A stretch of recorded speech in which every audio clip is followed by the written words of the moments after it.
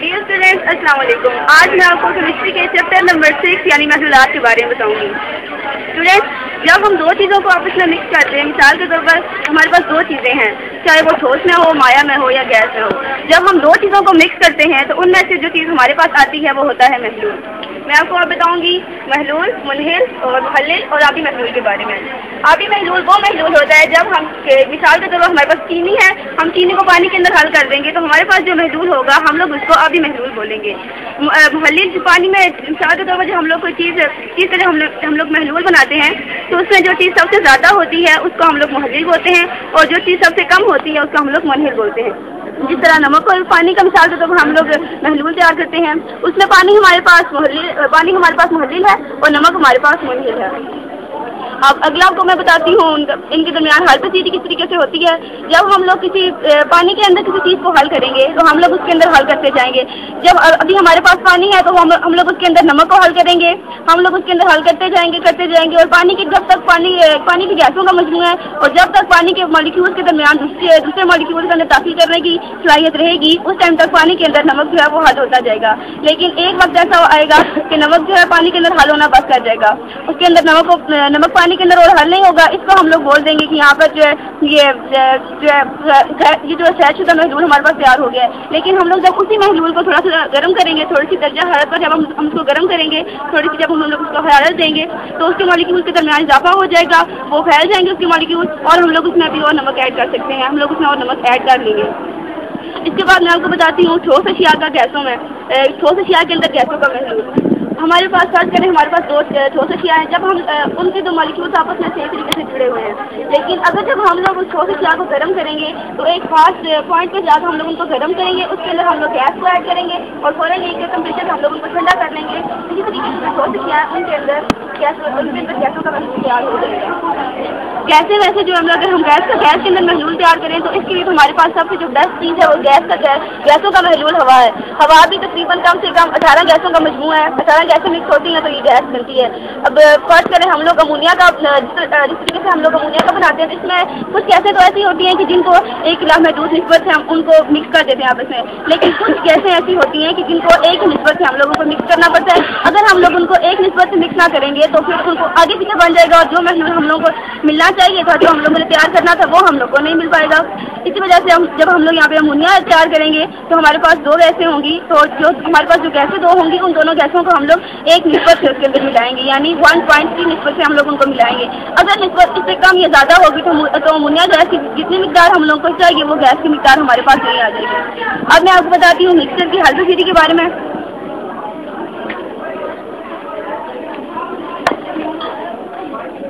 फर्ज करें कि ये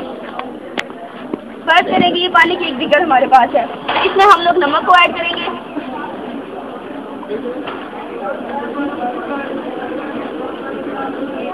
एक ग्लास और लेके इसको ऐसे हिलाएंगे।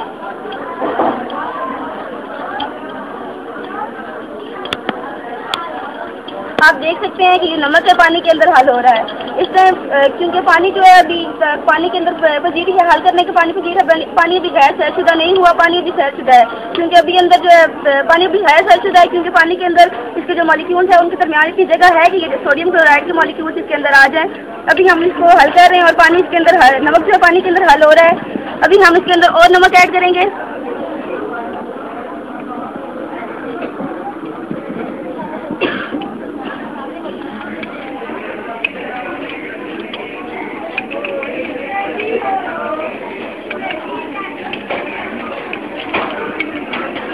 अभी आप देख सकते हैं कि जो नमक है ये पानी के अंदर हल हो रहा है, लेकिन इसकी हल पसीदी पहले से कम हो चुकी है। अभी यहाँ पे आप देख सकते हैं कि नमक काफ़ी ज़्यादा नीचे बैठ चुका है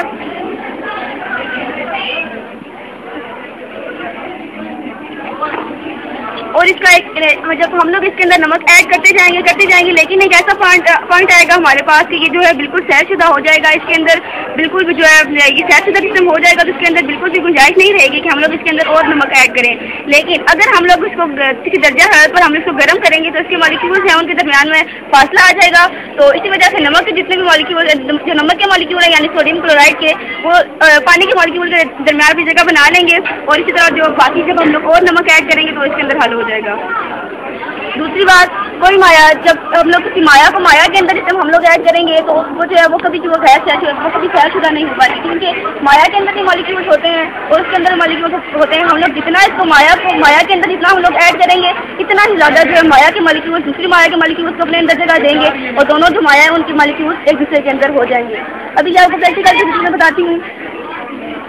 मिसाल के तौर पर ये हमारे पास इंक है, ये भी आप देख सकते हैं सारी लिक्विड है, और दूसरा हमारे पास ये पानी है, पानी भी गैसों का मजमूआ है और ये भी लिक्विड है।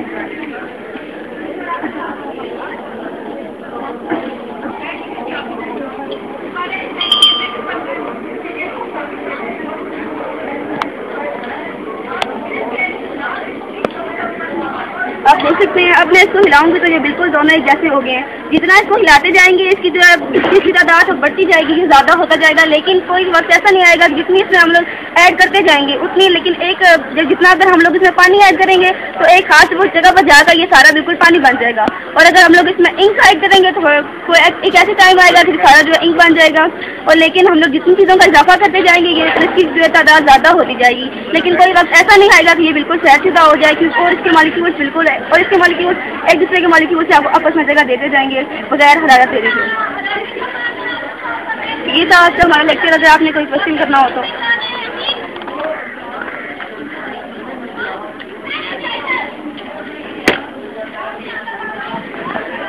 चीनी को गर्म कर पानी को गर्म करके चीनी को डालेंगे तो वो जितनी दफ़ा गर्म करके उसे डालेंगे वो हल होती जाएगी। हाँ, जिस दफ़ा हम लोग उसको अगर हम लोग पानी के अंदर चीनी को हल करेंगे तो जब तक हम लोग पानी को गर्म करते जाएंगे चीनी उसके अंदर ऐड होती जाएगी, लेकिन एक टाइम ऐसा होगा कि जो पानी है बिल्कुल वो खराब बन के वो गैस बन जाएगा, और गैस के मॉलिक्यूल के दरमियान आप जानते हैं कि किसी सूरतें बहुत कमज़ोर होती हैं। जिस टाइम पानी गैस बन जाएगा अगर हम उसको थोड़ा सा और टेम्परेचर पर गर्म करेंगे तो वो गैस तो उड़ जाएगी, गैस हमें दोबारा नहीं मिलेगी और चीनी वापस जगह पर रुक जाएगी। मुझे ज़रा से क्या मुराद है? मुल्ली ज़रात से मुराद ऐसे ज़रे, मिसाल के तौर पर अभी आप देख सकते हैं कि यहाँ पर नीचे हम लोगों ने इसके अंदर जब साल्ट को इसके अंदर हम लोगों ने ऐड किया था उसको हम लोग हिलाते रहे तो कुछ ज़रे जो थे बिल्कुल नीचे बैठ गए थे। मुल्ली ज़रात भी ऐसे ही होते हैं जो कि इस पानी के अंदर हल ना हो सके और बाकी पीछे बढ़ जाए, उन ज़रात को मुल्ली ज़रात कहते हैं।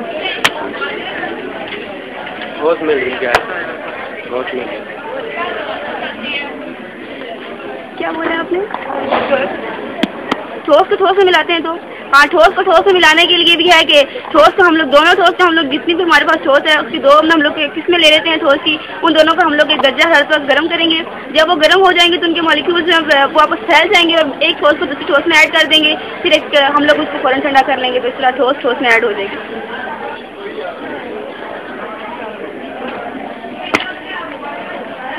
मुनहिल और मुहल्लिल में क्या फ़र्क है?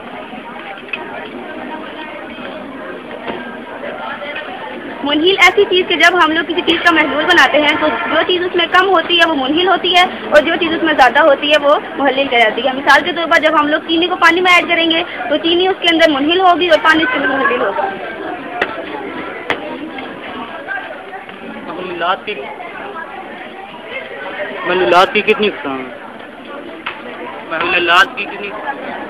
महलूलात की 9 इक़साम है। आमतौर पर जो महलूलात होते हैं ये पानी, एसीटून, कार्बन टेट्राक्लोराइड या बेंजीन वगैरह में होते हैं जो मुहल्लिल जो होती हैं, और जो मुनहिल होते हैं ये जो ज़्यादातर हम लोग नमकियात या फिर चीनी वगैरह इन चीज़ों को मुनहिल में हल करते हैं। अल्कोहल और पानी का सीधा महलूल तैयार किया जा सकता है या नहीं? अल्कोहल और पानी का सीधा महलूल तैयार किया जा सकता है या नहीं? सहज़ महलूल, इसका सहज़ महलूल दोनों लिक्विड है अगर तो फिर इनका सहज़ महलूल तैयार करना मुश्किल है, मुश्किल से तैयार होगा इनका सहज़ महलूल, क्योंकि दोनों के मॉलिक्यूल्स के दरमियान इतनी जगह है कि एक दूसरे के मॉलिक्यूल्स को जगह दे सकते हैं। ठोस महलूल से क्या मुराद है? ठोस महलूल से क्या मुराद है?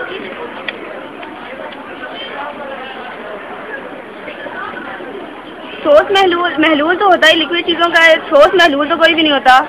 लेकिन हम लोग अगर किसी ठोस को लिक्विड के अंदर हम लोग हल कर देंगे तो ये जो मिसाल के तौर पर चीनी जो है वो भी ठोस की शक्ल में होती है, क्रिस्टलाइन शक्ल है उसकी ठोस की, तो इसको अगर हम लोग इसमें हल कर देंगे एक महलूल बन जाएगा, लेकिन ठोस का महलूल कोई नहीं होता।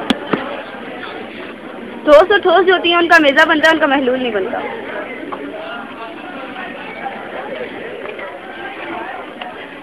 गैस का ठोस एशिया में मलूल, गैस का ठोस एशिया में मलूल से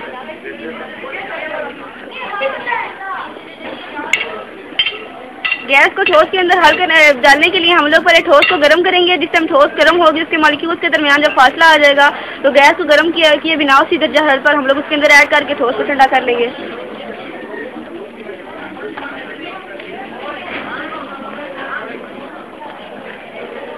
तैरशुदा और गैर तैरशुदा में क्या फ़र्क है?